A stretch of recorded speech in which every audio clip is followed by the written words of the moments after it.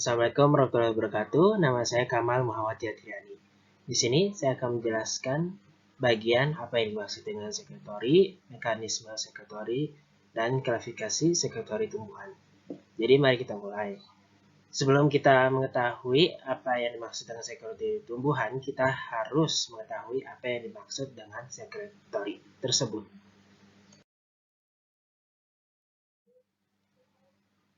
Jadi, sekretori merupakan proses di mana zat diproduksi dan dikeluarkan dari sel, kelenjar, atau organ dengan fungsi tertentu sebagai perlindungan, adaptasi, pencegah pembusukan, kemudian untuk menarik serangga, dan lain-lain. Nah, di sini adalah salah satu contoh dari sekretori tersebut, atau sekretori pada tumbuhan ya. Nah, di sini pada tanaman opium, tanaman opium mengekspresikan dalam bentuk getah, seperti dilihat di sini, getah yang berwarna putih yang biasa dijadikan bahan obat ataupun narkotika yang berbahaya. Dan kemudian ini juga salah satu contoh dari sekretori tumbuhan pada daun tanaman giok. Nah, di sini pada daun tanaman giok membentuk kutikula, lapisan eksternal. Nah, tujuannya itu sebagai mencegah pembusukan. Jadi, air yang menempel pada daun tidak langsung menempel pada jaringan yang bisa membusukkan jaringan daun. Nah, dan di sini mekanisme sekretori. Sekretori itu dibagi-bagi berdasarkan cara kerja sekretori tersebut atau mekanismenya. Pembagian tersebut yaitu bagaimana pengaruh saat pengeluaran, tempat penyimpanannya, dan cara pengeluaran sekretori tersebut.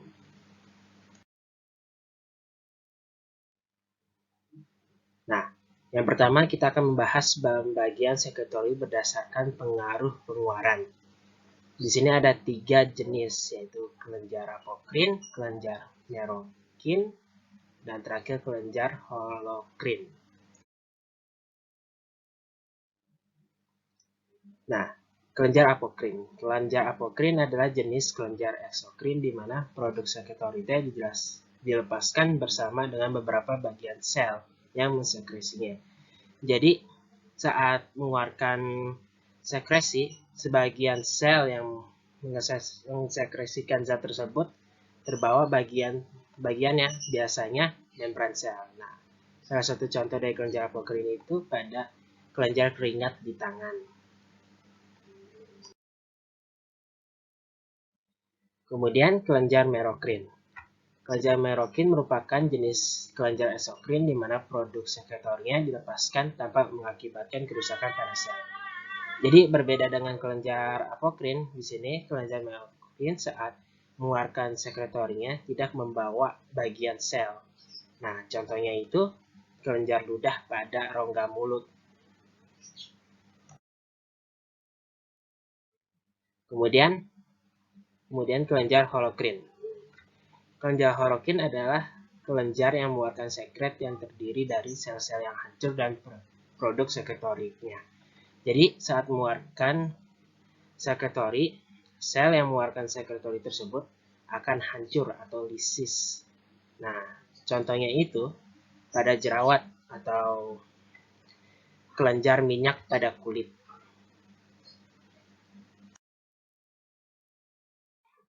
Nah, kemudian selanjutnya akan kita pembagian sekretori berdasarkan tempat penyimpanan. Nah, berdasarkan tempat penyimpanannya, sekresi dibagi menjadi dua, yaitu intraseluler dan ekstraseluler. Sekresi intraseluler yang materi sekresinya disekresikan dan disimpan di dalam sel. Contohnya itu pada tumbuhan sel sistolisis. Kemudian sekresi ekstraseluler yang materi sekresinya disekresikan dan disimpan di luar sel. Nah, seperti yang contoh pada tadi, yaitu pada opium yang berdasarkan bentuk getah dikeluarkan dari dalam sel ke keluar sel. Kemudian perbentukan kutikula pada daun tanaman giok.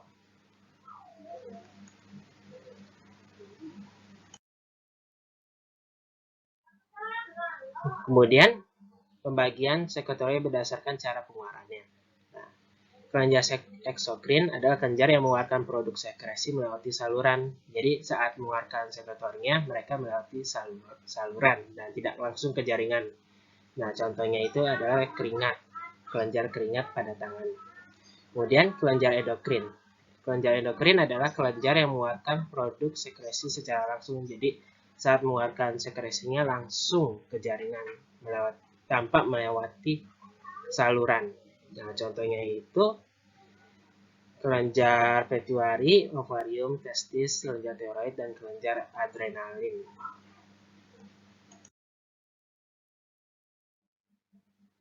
Kemudian, saya akan membahas klasifikasi sekretori tumbuhan. Jadi, sekretori pada tumbuhan dibagi menjadi dua berdasarkan penyimpanannya, yaitu ekstraseluler dan intraseluler. Ekstraseluler dibagi menjadi tiga, yaitu trikoma, nektar yang kemudian juga dibagi ekstraflora dan kemudian hidatoda. Dan kemudian intraseluler dibagi menjadi dua, yaitu sel sekretori dan latisifer.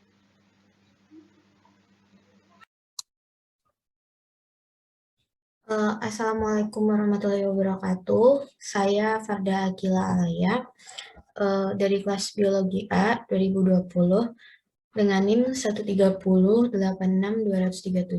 Pada kesempatan kali ini saya ingin melanjutkan penjelasan tentang jaringan sekretori internal.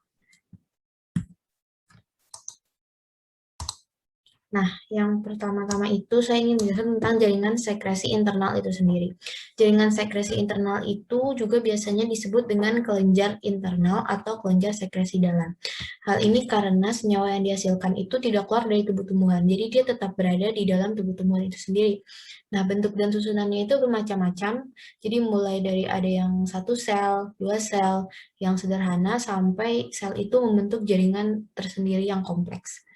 Nah, sekresi internal ini tuh jaringan sekresi internal itu biasanya dibagi menjadi dua, yaitu yaitu sel sekresi dan latisifer. Nah, pertama saya akan membahas tentang sel sekresi terlebih dahulu. Sel sekresi itu biasanya adalah sel sekresi yang terdiferensiasi dari sel parenkim. Jadi sel ini tuh parenkim yang terdiferensiasi dan dia mempunyai kandungan yang bermacam-macam. Jadi sel sekresi ini mempunyai kandungan yaitu seperti resin, minyak, dan tanin. Nah, ukuran sel sekresi ini tuh lebih besar dibandingkan dengan sel parenkim yang ada di sekelilingnya. Nah, terus sel sekresi ini juga disebut dengan idioblas. Kenapa? Karena dia terlihat seperti alat khusus yang berbeda dari sel tetangganya. Nah, idioblas ini itu adalah sel yang terspesialisasi ya dari diferensiasi sel parenkim tadi untuk menyimpan metabolit yang seperti tadi resin, tanin, dan minyak. Nah, ukuran sel idioblas ini tuh kan berbeda dengan sel-sel sekitarnya. Jadi dia ada yang tunggal atau yang berbaris panjang. Nah, dia juga berbentuk isodiametrik atau lebih luas. Ada yang memanjang atau menjadi kantong. Nah, ini adalah contoh dari sel idioblas itu atau sel sekresi. Ini ada pada tumbuhan kaktus. Jadi sel idioblasnya atau sel sekresinya itu dia mengandung lendir. Nah, terus lendir ini tuh dia mengandung karbohidrat.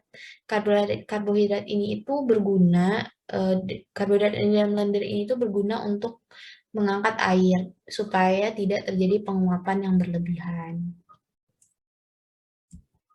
Nah, ini adalah contoh yang kedua, itu ada pada tumbuhan magnolia, yaitu ada sel minyak pada daunnya. Nah, sel ini tuh berfungsi untuk memproduksi dan menyimpan minyak. Nah, ini adalah sel sekresi internal yang kedua, yaitu ada latisifer. Latisifer ini tuh biasanya disebut dengan saluran getah. Nah, latisifer ini sendiri itu adalah sel yang mengalami fusi. Dia berisi getah dan membentuk satu sistem jaringan yang menembus jaringan lain di dalam tubuh. Nah, latisifer ini tuh terbagi juga menjadi dua, yaitu ada saluran getah tunggal dan saluran getah majemuk. Nah, ini adalah tipe lentiviral tadi yang saya bilang terbagi menjadi dua. Itu ada pertama lentiviral sederhana atau non-articulated. Jadi dia berasal dari sel tunggal yang memanjang seiring dengan pertumbuhan tanaman. Jadi seiring tanaman itu tumbuh semakin besar, sel tunggalnya itu juga ikut memanjang. Jadi ada yang bercabang dan ada yang tidak bercabang. Yang tidak bercabang itu contohnya ada pada tanaman vinca dan cannabis. Yang bercabang itu ada pada Euphorbia, Nerium, Ficus, dan Asclepias. Nah, sebelumnya ini adalah gambar dari lentiviral yang sederhana. Ini ya. Terus selanjutnya itu yang kedua ada lentiviral majemuk atau articulated. Jadi dia tersusun dari satu seri sel, baik yang bercabang maupun yang tidak bercabang. Jadi dia tersusun dari ada yang bercabang, ada yang tidak. Nah, ujung dari masing-masing sel tetap ini tuh ada yang utuh, ada yang berpori, ada yang membentuk lubang atau anastomosis atau yang tidak beranastomosis. Nah, jadi kalau yang lentiviral majemuk beranastomosis itu ada pada tanaman Songus, Carica, Mahinot, dan papaver. Yang tidak itu ada pada musa dan alium, itu pisang sama bawang. Nah, lentiviral yang paling utama itu terbentuk ada di kulit batang yang paling dalam yang berasal dari kambium. Nah, ini itu adalah penjelasan terakhir tentang sel sekresi internal. Begitu dulu penjelasan dari saya. Kurang lebihnya mohon maaf. Terima kasih. Perkenalkan, saya Remurhan Tampanguma dengan NIM 13086200071 dari kelas Biologi A 2020. Pada kesempatan kali ini, saya akan membahas tentang struktur sekretory eksternal. Pertama-tama, kita akan membahas tentang definisi dari struktur sekretory eksternal itu sendiri. Sekretory eksternal terjadi apabila materi disekresikan keluar sel sekresi endogen. Akumulasi materi untuk sekresi terjadi di ruang antar sel ekresi eksogen. Materi disekresikan keluar dari tumbuhan dan terjadi dalam berbagai struktur sekretory epidermal. Contohnya adalah pada getah pada berbagai macam tumbuhan.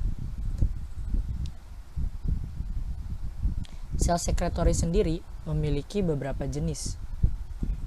Pada kesempatan kali ini kita akan bahas 3 jenis. Yang pertama ada rambut kelenjar.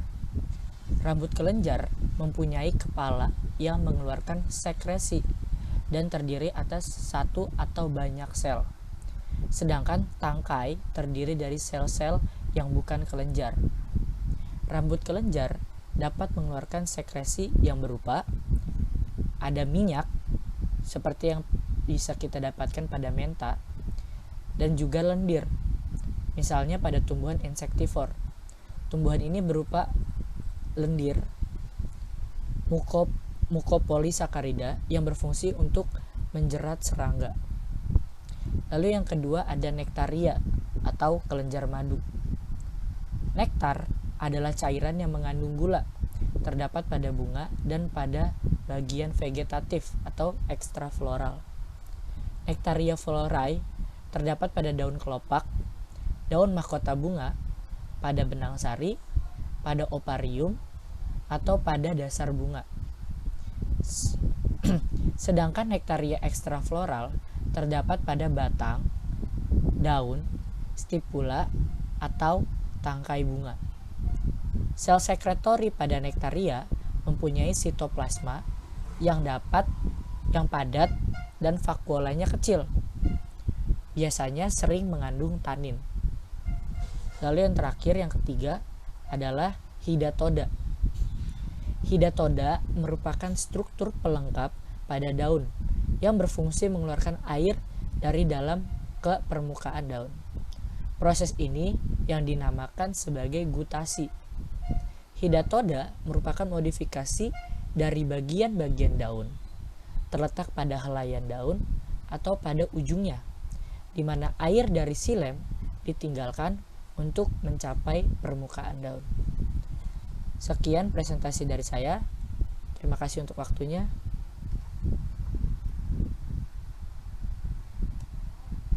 Selamat pagi.